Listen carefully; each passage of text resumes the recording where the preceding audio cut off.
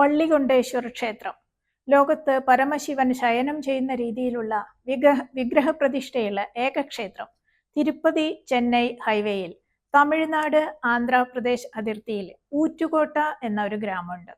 ഇവിടുന്ന് 3 കിലോമീറ്റർ അകലെ ആന്ധ്ര സംസ്ഥാനത്ത് ചിറ്റൂർ ജില്ലയിൽ സ്ഥിതി ചെയ്യുന്ന ഒരു സ്ഥലമാണ് സുരട്ടുപള്ളി.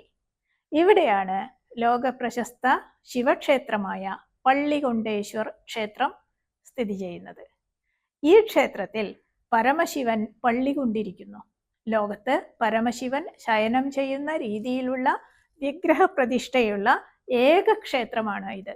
പരമശിവൻ പള്ളി കൊണ്ടിരിക്കുന്നതിനാൽ പള്ളികൊണ്ടേശ്വർ എന്ന നാമത്തിൽ പരമശിവൻ അറിയപ്പെടുന്നു. ഈ അപൂർവ ക്ഷേത്രം ദർശിക്കുന്നതിന് നിരവധി ഭക്തരാണ് എത്തിച്ചേരുന്നത്. അതിൻ്റെ ഐതിഹ്യം എന്താണ് എന്ന് നമുക്കൊന്ന് നോക്കാം.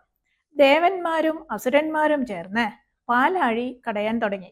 പാലാഴി കടയുന്നതിനിടയിൽ അത്യുഗ്രമായ ഹലാഹലം എന്ന വിഷം വമിക്കാൻ തുടങ്ങി. ഹലാഹല വിഷത്തിന്റെ പ്രഭ കാരണം ദേവന്മാരും അസുരന്മാരും ഓടിയൊളിച്ചു. എല്ലാവരും പ്രാണരക്ഷാർത്ഥം നിലവിളിച്ചു. സർവരും കൈലാസത്തിലെത്തി പരമശിവനെ സ്തുതിച്ച് അഭയം പ്രാപിച്ചു. അങ്ങനെ 3 ലോകങ്ങൾക്ക് വേണ്ടി പരമശിവൻ ഹലാഹല വിഷത്തെ ഒരു ഞാവൽപ്പഴത്തിന്റെ ആകൃതിയിലാക്കി വിഴുങ്ങി. ഉടൻ തന്നെ പാർവതീദേവി പരമശിവന്റെ കണ്ടത്തെ അമർത്തിപ്പിടിച്ചു. അങ്ങനെ വിഷം ഉള്ളിലേക്ക് ഇറങ്ങാതെ കഴുത്തിൽ തന്നെ ഉറച്ചു. അവിടെ നീല ശോഭയോടെ തിളങ്ങി. അങ്ങനെ പരമശിവൻ ത്യാഗത്തിന്റെ ദേവനായി, നീലകണ്ഠനായി അറിയപ്പെട്ടു. അപ്പോ പരമശിവന് ഒരു മോഹാലസ്യം ഉണ്ടായി. ഇത് കണ്ട പാർവതീദേവി പരമശിവന്റെ ശിരസ് പിടിച്ച് മടിയിൽ കിടത്തി. 33 കോടി ദേവന്മാരും പരമശിവന്റെ അടുത്തെത്തി. അങ്ങനെ ഭഗവാൻ ആദ്യമായി പള്ളി കൊണ്ടു പാർവതീദേവിയുടെ മടിയിൽ തലചായ്ച്ച് മയങ്ങി. അങ്ങനെ പള്ളികൊണ്ടേശ്വരനായി. ഏകാദശി നാളിൽ വിഷം പാനം ചെയ്ത പരമശിവൻ ദ്വാദശി നാളിലും പള്ളി കൊണ്ടു. അടുത്ത ദിവസം പ്രദോഷത്തിൽ എഴുന്നേറ്റ് പ്രദോഷ നടനമാടി എല്ലാ ദേവന്മാരെയും ആനന്ദത്തിൽ ആറാടിച്ചു. അങ്ങനെ പള്ളി കൊണ്ട പരമശിവന് ചുറ്റും ദേവന്മാർ നിന്നതിനാൽ സുരറർ പള്ളി എന്നും പിന്നീട് ഈ സ്ഥലം സുരട്ടുപള്ളി എന്ന സ്ഥലനാമത്തിലും പ്രസിദ്ധമായി. ഈ ക്ഷേത്രത്തില് പ്രത്യേകം കോവിലിൽ പരമശിവൻ പാർവതീദേവിയുടെ മടിയിൽ തലചായ്ച്ച് സകല ദേവന്മാരാലും പൂജ്യനായി ശയിക്കുന്ന അപൂർവ പ്രതിഷ്ഠ ദർശിക്കാൻ സാധിക്കും. വാൽമീകി മഹർഷി യുഗങ്ങൾക്ക് മുമ്പ് തന്നെ ഇവിടെ വന്ന് പരമശിവനെ പൂജ ചെയ്തു പോന്നു. മഹർഷിയുടെ പൂജയാൽ സന്തുഷ്ടനായ മഹേശ്വരൻ സ്വയംഭൂ ലിംഗമായി പ്രത്യക്ഷനായി ക്ഷേത്രത്തിൽ തന്നെ മറ്റൊരു ശ്രീകോവിലിൽ ഈ സ്വയംഭൂലിംഗം പ്രത്യേകമായി പ്രതിഷ്ഠിച്ചിരിക്കുകയാണ്. വാൽമീകീശ്വരൻ എന്ന പേരിൽ വിഖ്യാതമായ ഈ ശിവലിംഗം അറിയപ്പെടുകയാണ്.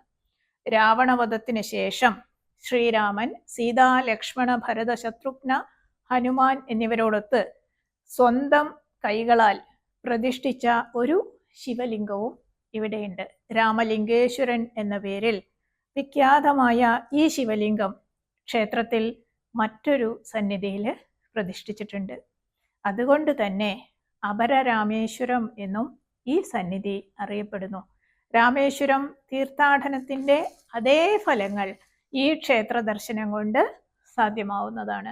മരതാംബിക എന്ന പേരിൽ പാർവതീദേവി പ്രത്യേകം സന്നിധിയിൽ കുടികൊള്ളുന്നുണ്ട്. വളർന്നുകൊണ്ടിരിക്കുന്ന സാളഗ്രാമ ഗണപതി വിഗ്രഹം പ്രത്യേകം ഒരു കോവിലിൽ പ്രതിഷ്ഠിച്ചിരിക്കുകയാണ്. മുരുകൻ, ശ്രീരാമൻ, സീതാദേവി, ഹനുമാൻ, കാലഭൈരവൻ തുടങ്ങിയ ദേവന്മാരുടെ സന്നിധികളും ഈ പൂജാക്ഷേത്രത്തിലുണ്ട്. ലവകുശന്മാരുടെ പാദമുദ്ര പതിഞ്ഞ ഒരു പീഠവും ഇവിടെയുണ്ട്.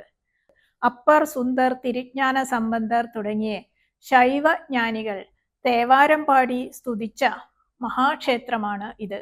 കൂവളം, വേപ്പ് തുടങ്ങി ക്ഷേത്ര സസ്യങ്ങൾ ക്ഷേത്രവളപ്പിൽ നിറയെ പന്തലിച്ച് നിൽക്കുന്നുണ്ട്.